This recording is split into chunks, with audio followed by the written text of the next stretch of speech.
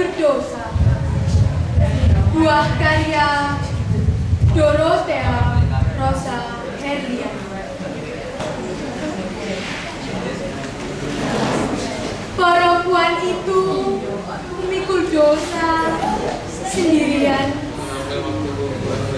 Seiringan jeritannya yang rahasia, berlari di antara sekelebatan rusa yang diburu segerombolan serigala.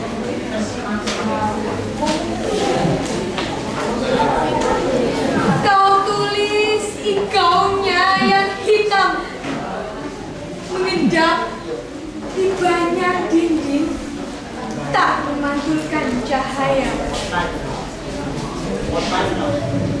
Perempuan itu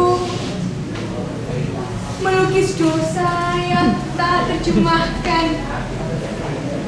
Ia tulis rahasia puisi yang perih, dendam dalam gesekan rebah. Lalu ia hentakkan tumit penari Indian yang gelap dan mistik. Segerombolan lelaki melata di atas perutnya,